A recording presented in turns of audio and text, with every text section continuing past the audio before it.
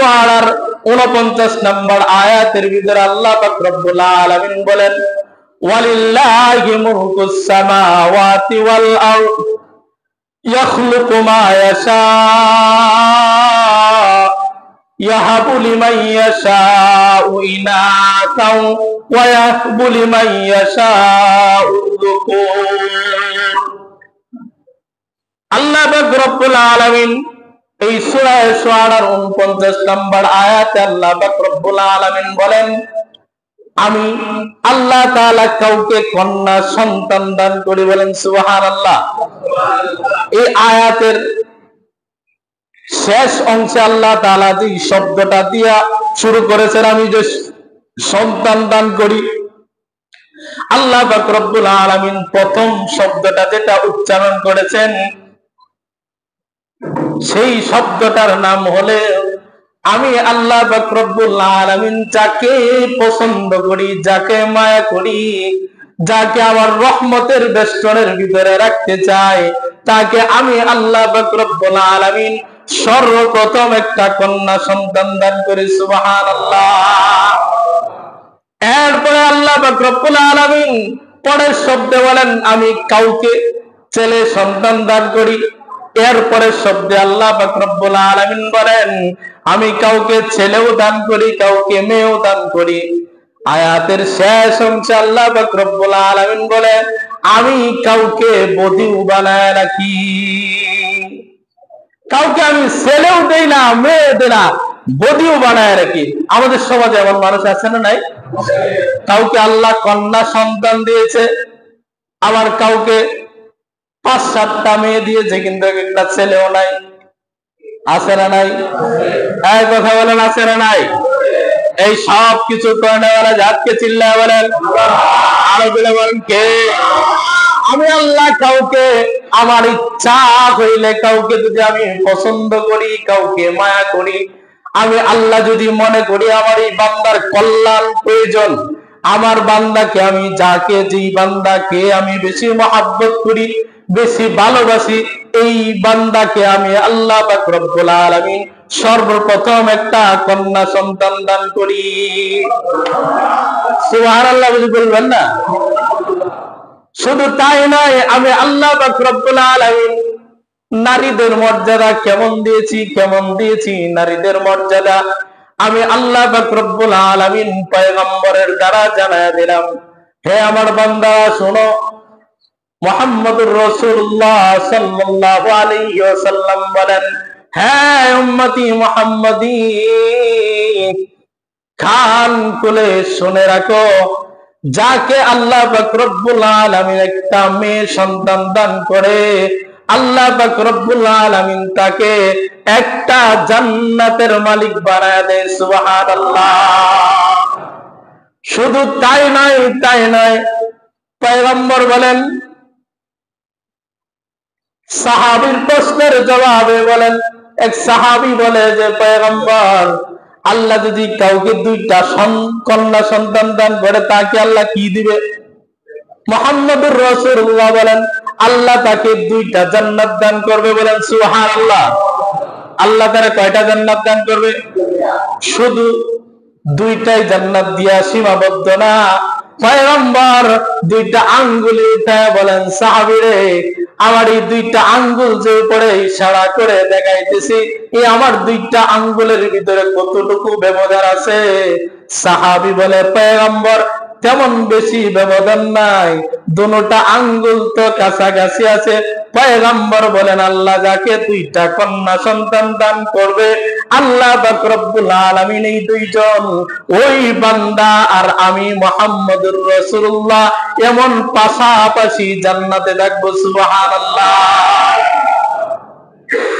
আর আমরা এমন নিষ্ঠুর হারামে আইয়ামে জাহিলিয়াতের যুগের চরিত্র, আমাদের অনেক মুসলমানের চরিত্র এমন আছে, কাহারো ঘরে কন্যা সন্তান একটা জন্ম নিলে, 2টা জন্ম নিলে, বিবিকে ঘর থেকে গার ধরে বের করে দিয়ে তালাক পর্যন্ত দিয়ে দেয়। আছে না নাই? এই কথা বলেন, আছে না নাই? কন্যা সন্তান দেওয়ার মালিক কে? চিল্লায় বলেন। ছেলে সন্তান দেওয়ার মালিক কে? আল্লাহ কাউকে কিছু দেয় না। এমন সব কিছু করেন কে? সব কিছু করেন কে? এই জন্যই কবির ভাষায় কবি কখনো ডাক দেয়া বলেন, কি বলেন? হে রব্বে কারীম আল্লাহ, কাউকে দিলা 10টা সন্তান, থাকার জায়গা নাই। কাউকে দিলা কোটি টাকা, একটা সন্তান নাই। আছে না নাই? আল্লাহ কাউকে এমন 10-12টা সন্তান দিছে, 10-12টা সন্তান কোথায় 10টা গড় 10টা সন্তান থাকবে? ঢাকা শহরের ভিতরে যদি বসবাস করে, এই সন্তান গুলার নিয়ে একটা রুম অথবা 2টা রুমের ভিতরে বসবাস করতে কষ্ট হয়ে যায়। আর এমনও বেচারা আছে 5-10 তলার মালিক, একটা সন্তানও নাই। হ্যাঁ, কথা বলেন, আছে না নাই? পয়গম্বর বলেন সব করে নেওয়ালা জাতকে, এই চিল্লায় বলেন জাতকে। আল্লাহ সব করেন, আল্লাহ সব করেন, আল্লাহ সব করেন।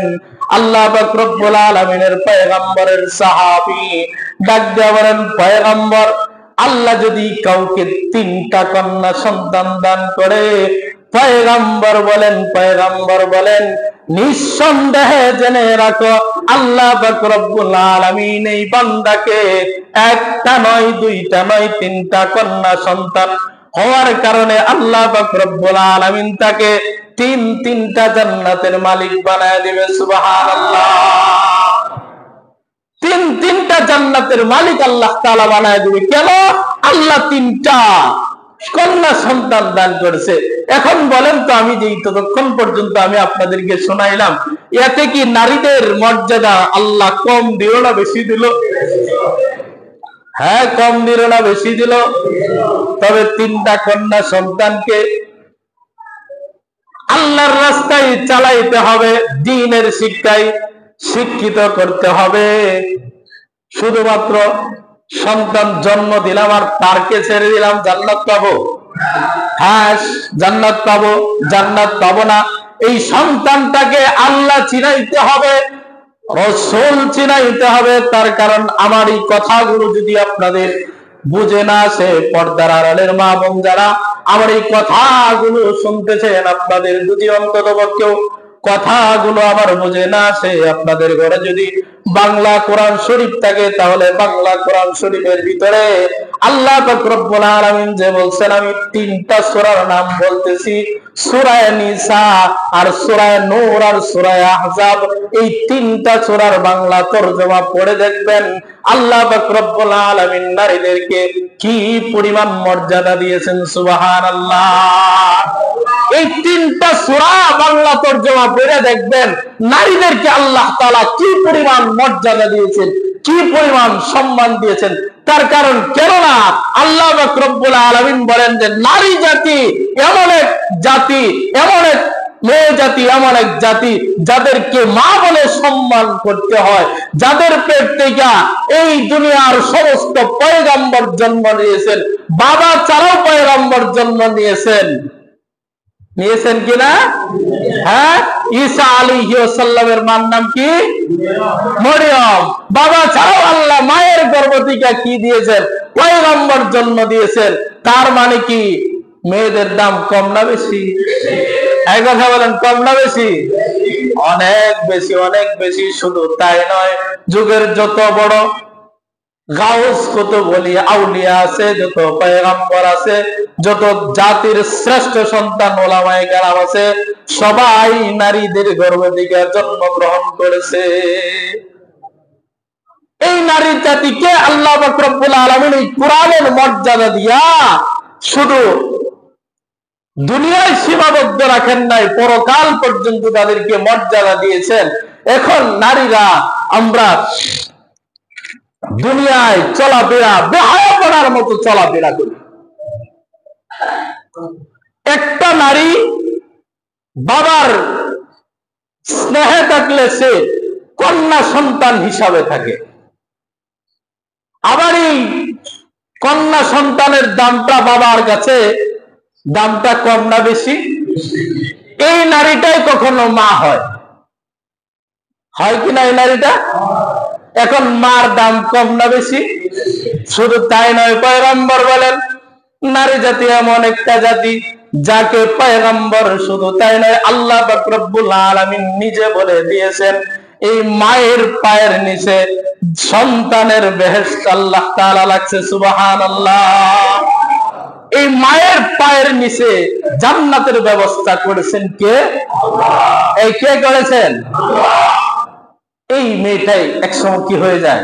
মা হয়ে যায়। এই মেয়েটা কখনো বোন হয়ে যায়, এটা আদর আরো বেশি। আবার কখনো এই মেয়েটাই কাহারো কি হয়ে যায়? স্ত্রী হয়ে যায়। একটা নারী 4 জনের কাছ থেকে কি পরিমাণ সম্মানের মর্যাদা লাভ করে একবার বলেন তো।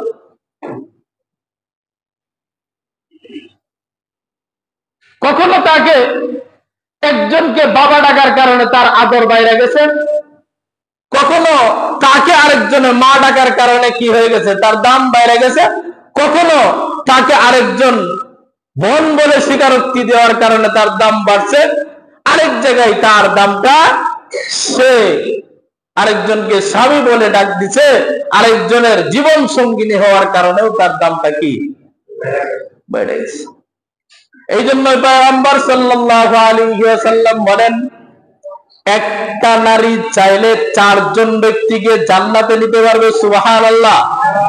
কয়জন ব্যক্তিকে জান্নাতে নিতে পারবে?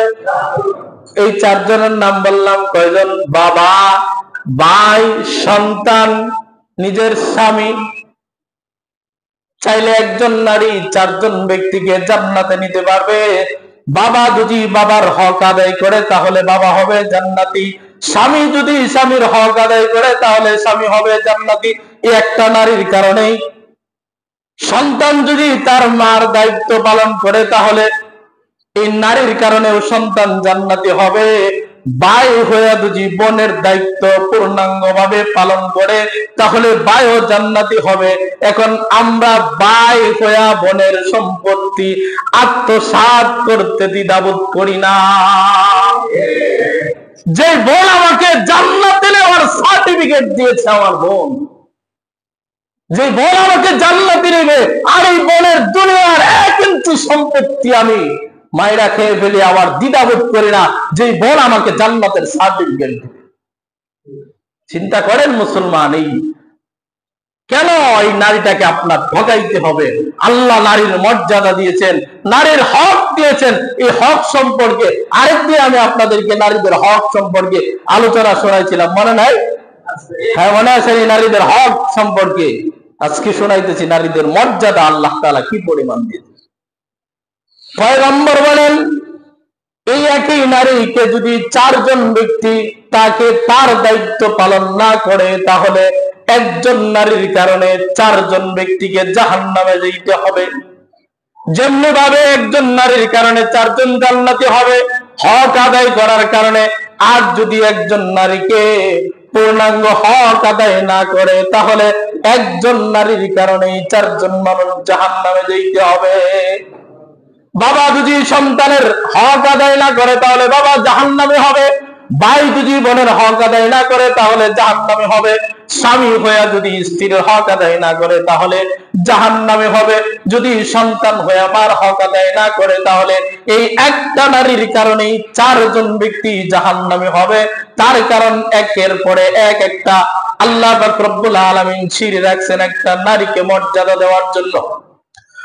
বাবা অসুস্থ অথবা বাবার বেখেয়ালিতের কারণে যদি সন্তানের মর্যাদা না পায় তাহলে কোথায় যায় পাবে? ভাইয়ের কাছ থেকে। ভাইও যদি অবহেলা করে তাহলে স্বামীর কাছ থেকে। স্বামীও যদি অবহেলা করে তাহলে কোথায় থেকে পাবে? একবার চিন্তা করেন। আর আপনি আমি নারীকে কোন ভাবে ছেড়ে দিয়েছি একবার চিন্তা করেন। এখন নারী জাতির মর্যাদা এত পরিমাণ দিয়েছেন, এত পরিমাণ আল্লাহ পাক রব্বুল আলামিন দিয়েছেন। পর্দার ভিতরে থাকার জন্য বলছেন, এই নারীকে পর্দায় থাকার জন্য বলছেন। আর এখন বর্তমানে নারীরা পর্দায় থাকতে চায় না। যত উলঙ্গ বেহায়াপনা চলা নিজের ভালো মনে করে ততই বেহায়াপনাই সমাজের ভিতরে চলে কি চলে না? হ্যাঁ, কথা বলেন, চলে কি চলে না? এই রাস্তা দিয়ে যদি আপনারা সবাই এখানে দাঁড়ায় দেখেন, 50টা প্রাইভেট কার গেলেও জিগাইবেন না এটা কার প্রাইভেট কার যায়, কেডা যায়, কইবেন নি? একটা গাড়ি যদি হঠাৎ করে ব্যতিক রকম ফুল দিয়া সাজসজ্জা অবস্থায় যায়, তাহলে জিগাইবেন কার বিবাহ নাকি, এটা কোথায় যাইতেছে, বলবেন কি বলবেন না? কেন? আপনি ব্যতিক্রম হওয়ার কারণে। নারীকে আল্লাহ মর্যাদা দিয়ে এই পর্দাসীন অবস্থায় চলার জন্য বলছেন। শুধু তাই নয়, আল্লাহ পাক রব্বুল আলামিন সূরা নিসার 1 নম্বর আয়াতে আল্লাহ পাক রব্বুল আলামিন বলছেন, নারী তুমি যদি তোমার স্বামীর সাথে, তোমার ভাইয়ের সাথে, তোমার বাবার সাথেও যদি কদম ফালায় চলো, তাহলে তোমার কদমের আওয়াজটুকু যাতে পর পুরুষ পর্যন্ত না শুনে। রাস্তা দিয়ে আপনি দূরে যে একটা রিক্সায় উঠবেন, আপনার ঘরের বউ যাইতেছে, আর আপনি কি করেন? যাইতেছি, তোর বাবু কই যায়? মার্কেটে যায়। আর বাবিও যে এই যে সাজ দিছে, ঘরের ভিতরে যত চিরাফারা আছে এটি গড়ে পড়ে, আর যত আপনি যে লিপস্টিক আইনে দিলেন, যত দামি শাড়ি আইনে দিলেন, এইটি পরে রিক্সাওয়ালারে দেখায় আর আপনার এই দুষ্টুরে দেখায়। বাস্তব না অবাস্তব? এই কথা বলেন, বাস্তব না অবাস্তব? এই আপনার এই টাকা দিয়া আপনাকে জাহান্নামী বানাইতেছে ভাই, আর আপনার এই টাকার কারণে আপনি নিজে জাহান্নামী হতেছেন। একবার চিন্তা করেন, আর আপনার টাকার কারণে আপনি জাহান্নামী হচ্ছেন। এই জন্যই বলেন মাল দৌলত কখনো জান্নাতে নেই, মাল দৌলত কখনো জাহান্নামে নেই। এটা একটা কারণ। আপনি মাল দৌলত কিনে দেওয়ার কারণে আপনার বিবিকে পর্দায় রাখার দায়িত্ব আপনার উপরে ফরজ ছিল। আপনি তো এই ফরজের 1 ইঞ্চি পরিমাণ ফরজ আদায় করেন নাই, আপনার স্ত্রীর হক পূর্ণাঙ্গ আদায় করেন নাই। আপনার মেয়েটাকে আপনার সাথে নিয়ে চলতেছেন বেপরদায়। আপনার মেয়েটা কখন কিভাবে সাজুগুজু করে ঘর থেকে বের হইতেছে, কাকে দেখানোর জন্য আপনি একবার তল্লাশিও দেন নাই। দিয়েছেন কিনা? দেন নাই। না দেওয়ার কারণে আপনার মেয়েটা আরেকদিন আরেক বেটার পুলার সাথে পালায় যায়, তখন আপনি মাথায় কাপড়ান আর চুল ছিড়ালাম, হায়রে কি হইলো, হায়রে কি হইলো। এটা হায়রে কি হইলো কবার আগে আপনার চিন্তা করার দরকার ছিল, আমার মেয়েটা এত সাজুগুজু কইরা বেহায়াপনার মতো ঘর থেকে বের হয়ে যাইতেছে, আমার এই মেয়েটার হাতে আমি একটা বড় স্ক্রিন টাচ মোবাইল তুলে দিয়েছি, যে মেয়েটা অশ্লীল বেহায়াপনা দেখার কারণে নিজে ঘরের ভিতরে থাকতে পারে না, এই বেহায়াপনা বাহিরে যায় করে। এই আপনি গুনাহের কারণের জিম্মাদারি আপনি নিয়েছেন, যার জন্য আপনি জাহান্নামী। মা বোনদেরকে তো ইসলাম এমন মর্যাদা দিয়েছেন, শুধু তাই নয়, তোমার বাড়িতে যদি একজন মেহমান আছে, মেহমান বেড়াইতে আসে, তাহলে নারীদেরকে বলছে তাদের এই মেহমানের যখন আপ্যায়ন করবা, এই মেহমানকে যখন খাবার দিবা, এই মেহমানের খাবারের ভিতরে যাতে কোনোভাবে তোমার মাথার একটা চুল পর্যন্ত না যায়। তার কারণ আপনি মনে করবেন আপনার কাছে এটা স্বাভাবিক বিষয়। আপনার দুষ্ট যদি একটু শয়তান প্রকৃতির হয়, তাহলে চুলটা পায়া একটা ধারণা করবো, চুলটা এত লম্বা, না জানি কেমন। হ্যাঁ, বাবির চুল। আগেকার মহিলারা, আপনারা যারা বৃদ্ধ বাবাজিরা আছেন, আমার এই কথাগুলোর সাথে, কোরআন হাদিসের সাথে একটু বিবেক বিবেচনা দিয়ে মাথাটা একটু খেলায় চিন্তা করেন। আপনার মা বোন যারা আগে ছিল, আপনার দাদিরা নিজের আপন শাড়িটা, নিজের কাপড় চোপড়ের গুলো নিজের ঘরের ভিতরে শুকাইতো, পর পুরুষ দেবরে যাতে না দেখতে পারে। আর আপনার বিবি ছাদে না শুকাইলে কাপড় বলে শুকায় না। কি বাস্তব বললাম না অবাস্তব বললাম? এখন বলেন তো, আপনি এই কাপড় দেখানোর কারণে আপনার ইমানের হালতটা কতটুকু গিয়েছে, ইমানটা কতটুকু নষ্ট হয়ে গেছে, একবার চিন্তা করেন। ইমানটা কতটুকু নষ্ট হয়েছে চিন্তা করেন। ইমানের মর্যাদা আপনারা দিতে জানেন না। ফেরাউনের একজন খাদেমা ছিলেন, ফেরাউনের একজন দাসী ছিলেন। ফেরাউনের দাসীটা যখন ঘরের ভিতরে কাজকর্ম করতেছে তখন হঠাৎ করে লম্বা ঘটনা ছোট আকারেই শুনে রাখেন। ফেরাউনের দাসীটা হঠাৎ করে মাথা আশ্রাইতেছে, চিরুনিটা মাটিতে পড়ে গেছে। এমন সময় তোলার সময় জবান দিয়া জুড়ে বলছে আল্লাহু আকবার। বলার কারণে ফেরাউন জোর থেকে শুনছে। আয় দাসী, তুমি জবান দ্বারা কি বলছো? আমার রব আল্লাহকে আমি ডাক দিয়েছি। ফেরাউন বলে, দাসী, তোমার রবকে তুমি ভুলে যাও, ঈমান ছেড়ে দাও। যদি না ছাড়ো তোমাকে যে পরিমাণ নির্যাতন করার দরকার আমি ফেরাউন এই পরিমাণ নির্যাতন করব। ফেরাউন তার দাসীকে এক পাশে বেঁধে রেখে তার দলবলের লোকদেরকে বলতে লাগলো, একটা জায়গার ভিতরে এই দাসীকে বন্দী করে রাখো, পেটের ক্ষুধার নিবারণের জন্য। সে কখনো শৌরের গুস্ত পান করবে, কখনো মদ পান করবে। দাসীটা বলে, ফেরাউন, আমার যদি জীবনও চলে যায় তাহলে আমি জীবন দিয়া দিব, তারপরেও এক বিন্দু পরিমাণই নাপাক পানি পান করব না। ফেরাউন দেখে এইভাবে কোনো কাজ হইতেছে না। ওই দাসীটার একটা নয়, দুইটা নয়, 5টা সন্তান ছিল। ফেরাউন বলে যে এমন ভাবে তাকে নির্যাতন করতে হবে সে যাতে তার আল্লাহরে বলে যায়। ফেরাউন পরিমাণ নির্যাতন করার জন্য তার দলবলের লোকদেরকে বলতে লাগলো, গরম একটা তেলের পাত্রের ব্যবস্থা করো, এইটার ভিতরে তেল জাল দিতে থাকো, একদম তেল যাতে টকবকে হয়ে যায়, গরম হয়ে যায় ভালো করে। দাসীকে বলে, দাসী, তুমি ঈমান ছেড়ে দাও, না হয়তো তোমার আপন সন্তানটাকেই তেলের ভিতরে ছেড়ে দিব। দাসী বলে যে আল্লাহকে 1 সেকেন্ডের জন্য বলবো না, আল্লাহু আকবার, 1 সেকেন্ডের জন্য বলবো না। দাসী ঈমানটা পাওয়ারটা এত পরিমাণ বাড়তেছে, তার আপন একটা সন্তানটা এই কড়াই ভর্তি তেলের ভিতরে, গরম তেলের ভিতরে ছেড়ে দিয়েছে। তারপরেও দাসী ঈমান ছাড়ে না। এইভাবে একটা নয়, দুইটা নয়, 4টা সন্তানকে আপন কড়াইয়ের ভিতরে ফেরাউন এই নিষ্ঠুর এই জালেম কি করলেন, তার ঈমানটা ছেড়ে দেওয়ার জন্য 4টা সন্তানকে তেলের কড়াইয়ের ভিতরে ছেড়ে দিয়া কুল থেকে যখন 5 নম্বর সন্তানটাকে নিয়ে কড়াই তেলে ছেড়ে দিবে, বলে, দাসী, ঈমান ছেড়ে দাও। এই মুহূর্তে রব্বে কারীমের খেলা। আমার আল্লাহ পাক রব্বুল আলামিন কুলের সন্তানটাকে জবান খুলে দিয়েছেন। কুলের সন্তানটা বলে, মা, আমার 4টা ভাইকে যখন তারা কড়াইয়ের ভিতরে দিয়েছে তোমরা দেখছো তাকায় তাকায়। এই ফেরাউন নিষ্ঠুর, সে আমার 4টা ভাইকে কড়াইয়ের ভিতরে দিয়েছেন, তুমি তাকায় তাকায় দেখছো। মনে হয় এই গরম তেলের কারণে গোশতগুলো আলাদা হয়ে গেছে, হাড়গুলো আলাদা হয়ে গেছে, তুমি এইটা দেখতেছো। না না মা, আমি তাকায় তাকায় দেখছি আমার এই 4টা ভাই জান্নাতের ফুলের বাগিচায় ঘুরতেছে। সুবহানাল্লাহ।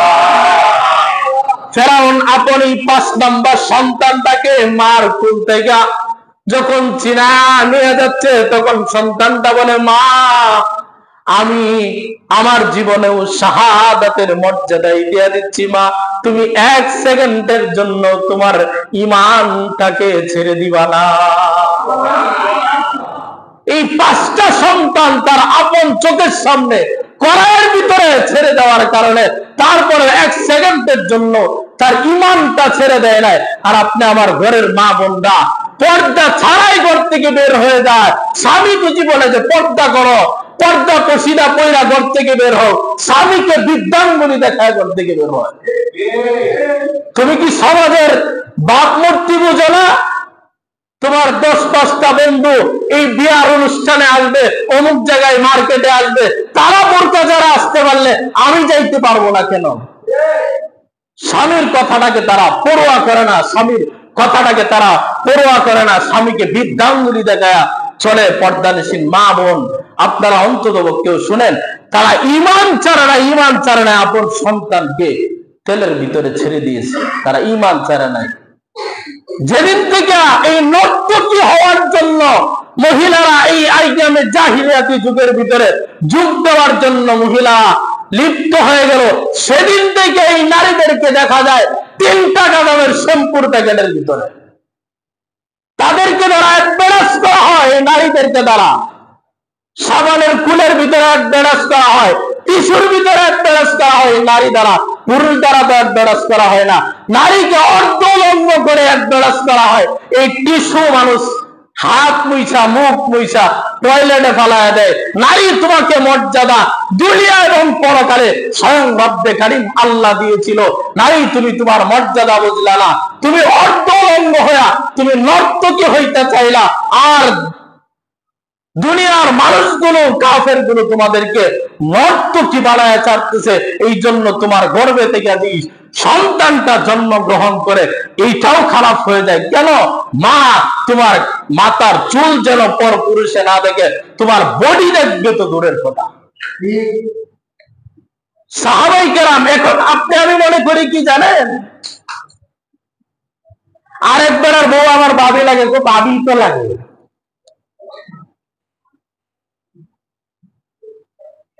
ইসলাম আপনাকে সুন্দরভাবে বলছে বাবি লাগে, মা লাগে। আচ্ছা বলেন তো, পয়গম্বরদের স্ত্রী আমাদের কি হয়? হ্যাঁ কথা বলেন, আমাদের কি হয়? মা হয়। সাহাবাই কেরাম বললেন যে পয়গম্বরদের স্ত্রী আমাদের মা হয়, তারপরেও অন্ততপক্ষে পয়গম্বরদের স্ত্রীর সামনে পর্যন্ত আমরা পর্দা পর্দায় চলছি, তারা কখনো আমাদের সামনে আসে নাই। তারা লম্বা হিজাব পড়তো, তারা লম্বা হিজাব পড়তো। বুরকা ওইটাকেই বলে যেটার ভিতরে ঢুকলে এটা বুড়া না বুড়ি চিনার কোনো কায়দা নাই। বর্তমান জামানার কিছু মহিলা মাদ্রাসার বুরকা আছে না, বললে বুঝে এটা বয়স্ক নাকি অবয়স্ক, দেখলেও শ্রদ্ধা করতে মনে চায়। আর কিছু নারীরা এমন টাইপ বুরকা করে ভিতরে বাইরে সব দেখা যায়। এই যে আল্লাহ বলছিল জান্নাতের ভিতরে, নারী তোমাদেরকে জান্নাতের ভিতরে এমন একটা হুড দিব যেটার ভিতরে 70,000 রেশমি কাপড়, বললেও তার ক্যালসিয়াম পর্যন্ত দেখা যায়। সুবহানাল্লাহ। এই নারীরা এখন আপনারা দুনিয়ার ভিতরে দেখায় বলা দেখায়, তার ভিতরে যা আছে। এই জন্য এক কবি বলছিল, ফিটকালি তো ফিটকালি, কপালের উপর এক নোক্তা। হ্যাঁ বুঝেন নাই মনে হয় আমার কথাটা। এখন মা বোন যারা পর্দার বাহিরে চলে, পেট কালি ফিটও কালি, কপাল কয় নোক্তা? এক নোক্তা দিয়েছেন। মা বোন, আপনাদেরকে মর্যাদা আল্লাহ দিয়েছেন পর্দা পুশিদায় চলার জন্য। আপনি 1 কিঞ্চিত পরিমাণ পর্দার বাহিরে চলবেন না। আপনার স্বামীকে আর আপনি আরেকজনের বউ আপনার বাবি হয়ে যান। হাই হিউনারাতে চা বানায় দিলে যে কি মজা! সুবহানাল্লাহ, সুবহানাল্লাহ, নাউযুবিল্লাহ। হ্যাঁ কথা বলেন, সুবহানাল্লাহ, নাউযুবিল্লাহ। আপনি এইভাবে কেন চলেন? আপনাকে তো ইসলাম আপনাকে এইভাবে দেয় নাই, যার জন্য আপনি একজন ব্যক্তি হইয়া আপনাকে ইসলাম সীমাবদ্ধ দিয়েছেন। আপনি একজন পুরুষ 14 জন নারীর সামনে যাইতে পারবেন, তাছাড়া 14 জনের বাহিরে একজন নারীর সামনেও যাওয়া আপনার জন্য জায়েজ নেই। একজন পুরুষ কয়জন নারীর সামনে যাইতে পারবে? যেই 14 জনকে বিবাহ করা হারাম, এই 14 জনের সামনে যাইতে পারবে। যে 14 জনকে বিবাহ করা কি হারাম, এই 14 জনের সামনে কি যাইতে পারবে। যেমন আপনি কথার করা পুরুষ হইলে যে 14 জন নারীকে আপনি বিবাহ করা হারাম, এই 14 জনের সামনে যাইতে পারবেন। 14 জনের জিগাইলে যদি 14 জনের 1-2টা কইলে পরে আর 2টা কইতে পারবেন না। 14 জনের 14টা নাম কয়জনে বলতে পারবেন? কোন কয়জনে বলতে পারবেন? শুনে রাখেন। 1 নম্বরে মা, 1 নম্বরে কি মা, 2 নম্বরে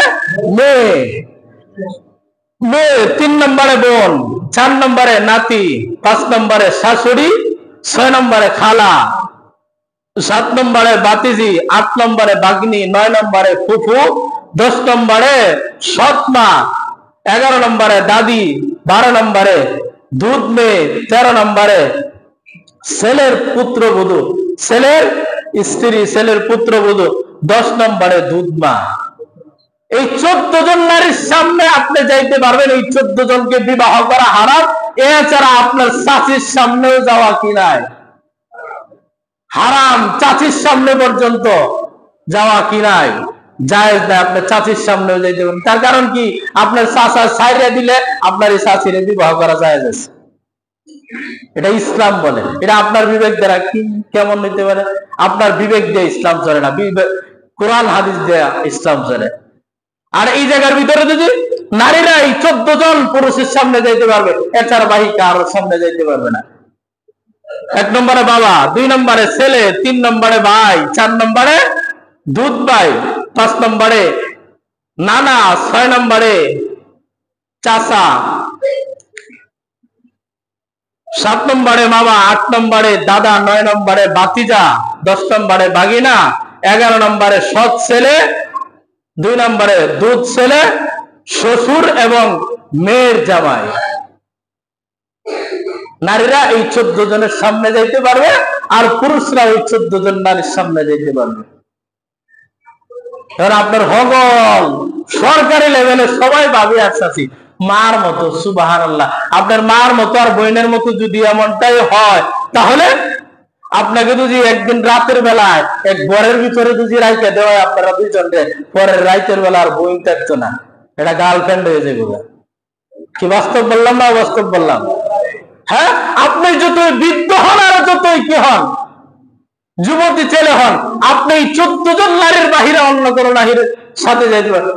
দরকার লাগছে দরজার আড়ালের বাহিরে কথা বলতে পারবেন।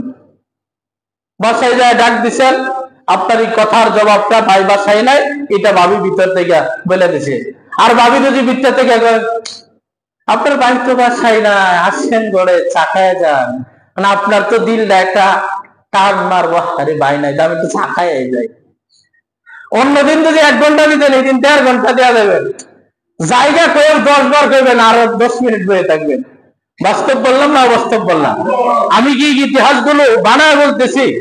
এটি কি কার্ল মার্ক্সের ইতিহাস আমি আপনাদেরকে শোনাইতেছি?